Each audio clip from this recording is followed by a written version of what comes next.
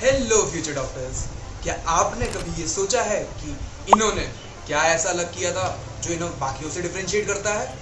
अगर हाँ, तो ये वीडियो आपके लिए है। तो इस वीडियो में मैंने आपके लिए वो सभी पॉइंट्स कंपाइल किए हैं जो इनके सक्सेस में कॉमन है, जिसकी वजह से ये वो अचीव कर पाए जो आप करना चाहते हैं।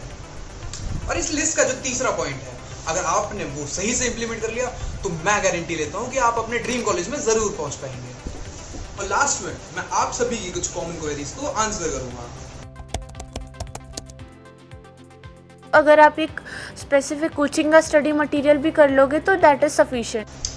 तनिष्का यहाँ ये कहने की कोशिश कर रही है कि हमें जो भी पढ़ना चाहिए स्पेसिफिक पढ़ना चाहिए, मतलब कि 10 अलग कोचिंग के मटेरियल्स की तरफ भागने की जगह या फिर 10 अलग किताबें लगाने की जगह हमें किसी एक पर्टिकुलर बुक पे स्टिक करना चाहिए और उसी को 100% खत्म करना चाहिए।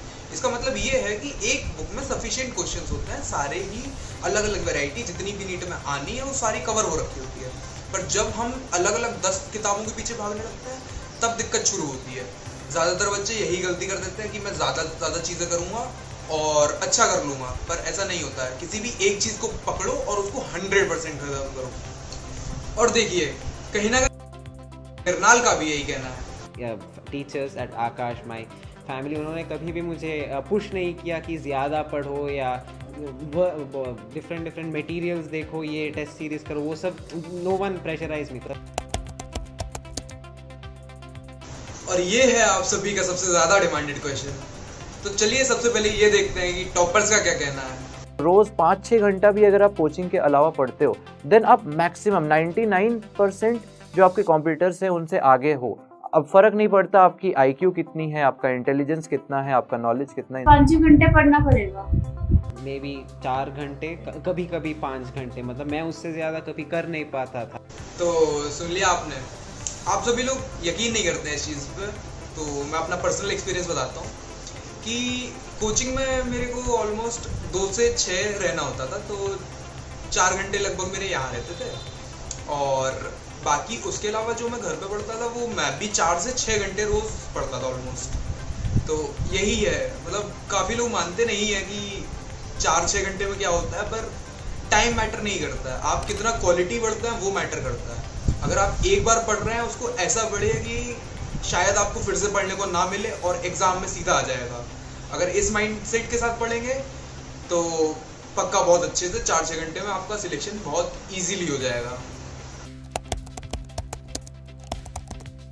अगर आप कंसिस्टेंट रहोगे तो आप मैक्सिमम जो कॉम्पिटिटर्स है आपके उनको ऑलरेडी बीट कर रहे होगे। आपको बहुत ज़्यादा इंटेलिजेंट होने की ज़रूरत नहीं है, आपको बहुत ज़्यादा नॉलेजेबल होने की ज़रूरत नहीं है। आपको जैसा कि शोहिब ने कहा कि अगर आप कंसिस्टेंट हो तो आप अपने मैक्सिमम कॉम्पिटिटर्स को बीट कर रहे हो, तो ये बात सच है। अगर आप रोज़ के रोज़, जैसे अभी इससे पहले वाले पॉइंट में बताया कि 4 से 6 घंटे पढ़ना होता है, और वो अगर 4 से 6 घंटे आप रोज़ करें, रोज़ मतलब रोज़, एक भी दिन बिना स्किप किए, बिना कामचोरी दिए, तो डेफिनेटली आपको सक्सेस मिलेगी। और ये वो सक्सेस मंत्र है जो ब्रह्मास्त्र है। अगर आपने ये अच्छे से इम्प्लीमेंट कर लिया तो मैं 100% आपकी गारंटी ले रहा हूँ कि आप ज़रूर सिलेक्ट होंगे और आपका सिलेक्शन कोई नहीं रोक सकता। और अब आप ये सुनिए कि तनिष्का का कंसिस्टेंसी के ऊपर क्या कहना है। और जब तक कंसिस्टेंसी नहीं आएगी तो रिजल्ट भी नहीं आएगा। और जो टीचर्स आपको पढ़ा रहे हैं उन पे ट्रस्ट रखो, फेथ रखो, ऐसा उनको एनालाइज मत करो। तो ये चीज़ गलत है। जो टीचर हमें बताते हैं उनको मतलब 100% फॉलो करना चीज़। आपके टीचर्स पे थोड़ा ट्रस्ट करो। मैक्सिमम स्टूडेंट जो कोचिंग जाते हैं उनके साथ ये दिक्कत होती है कि वो उनको लगता है कि ये जो टीचर है ये अच्छे हैं, ये दूसरे वाले जो टीचर हैं, फिजिक्स के टीचर अच्छे हैं, बायो के इतने अच्छे नहीं है, इनऑर्गेनिक के अच्छे हैं, ऑर्गेनिक के इतने अच्छे हैं। ये भी काफ़ी एक इम्पोर्टेंट पॉइंट है, जैसा कि तनिष्का और शोएब दोनों ने कहा कि ट्रस्ट योर टीचर्स, उनका एनालिसिस मत करो और उन पर विश्वास रखो। क्योंकि अगर आपको उन पर विश्वास नहीं है तो उन्होंने जो क्वेश्चंस करवाए हैं या फिर वो जो भी पढ़ा रहे हैं आप उस पर कभी भी ध्यान नहीं दोगे। अगर आप उनको सम्मान करते हो, आप उन पर ट्रस्ट करते हो, तो आप सारी चीज़ें अच्छे से करोगे।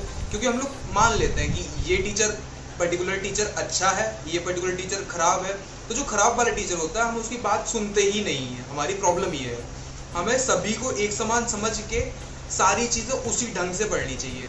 आप एक बार खुद भी सोचिए कि जो टीचर आपको पसंद आता था आपको उसकी सारी चीज़ें समझ आती थी अच्छे से। पर जो टीचर खराब लगता था वो सब्जेक्ट ही खराब हो जाता था। छोटे मेरे साथ तो ऐसा बहुत हुआ है। तो वहीं से मैंने सीखा है कि अपने टीचर्स पर ट्रस्ट रखना सबसे ज़्यादा इम्पोर्टेंट चीज़ है।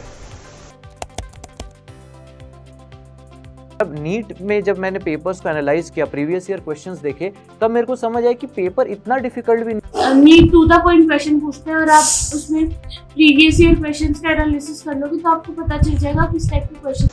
और लास्ट में हमारे प्रीवियस ईयर क्वेश्चंस, आप मानेंगे नहीं, ज़्यादातर जो हमारे क्वेश्चंस आते हैं वो प्रीवियस ईयर से आते हैं। सारे टॉपर्स का भी यही मानना है, हमारा भी यही मानना है, सारे टीचर्स का भी यही मानना है कि प्रीवियस ईयर्स में जो भी क्वेश्चन आ चुके हैं वो आपकी टिप्स पे होने चाहिए और आपको सारे रटे हुए होने चाहिए एक तरह से, क्योंकि मैक्सिमम चीज़ें वहीं से आएंगी। तो हमने सारे मेन पॉइंट्स कवर कर लिए हैं। ये वो सारे पॉइंट्स थे जो अगर आप सही से इम्प्लीमेंट करते हैं तो आप ज़रूर एक अच्छे मेडिकल कॉलेज में होंगे और मैं आपको वहाँ देखना चाहता हूँ। अब आप ये सोच रहे होंगे कि ये तो टॉपर्स थे, ये तो कुछ भी करते तो इनका सिलेक्शन हो ही जाता, पर ऐसा नहीं है। मैंने भी जो अपना लास्ट चांस दिया था उसमें मैं फेल हुआ था और कहीं ना कहीं मेरे सेकेंड अटेम्प्ट में मैंने यही सारी चीज़ें इम्प्लीमेंट करने की कोशिश की थी और मुझे उसका काफ़ी अच्छा रिजल्ट मिला। तो कहीं ना कहीं आपकी भी इससे हेल्प हो, मैं यही चाहता हूँ। काफ़ी सारे ऐसे पॉइंट्स थे जो इस वीडियो में डालने थे पर नहीं डाल सकते थे, टाइम की शॉर्टेज थी।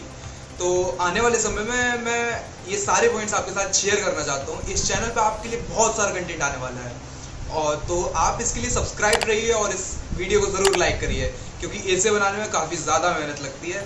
और आपको जिस भी और टॉपिक पे वीडियो चाहिए आप प्लीज़ कमेंट करिए। आपको क्या इस वीडियो में अच्छा लगा, क्या बुरा लगा, क्या हम इम्प्रूव कर सकते हैं, वो सब आप कमेंट करिए। इस वीडियो को अपने सभी जानने वाले नीट एस्पिरेंट्स के साथ शेयर करिए, जो भी नीट की तैयारी कर रहे हैं, जो भी इस चीज़ में इंटरेस्ट रखते हैं, उन सब के लिए ये काफ़ी बेनिफिशियल होगा।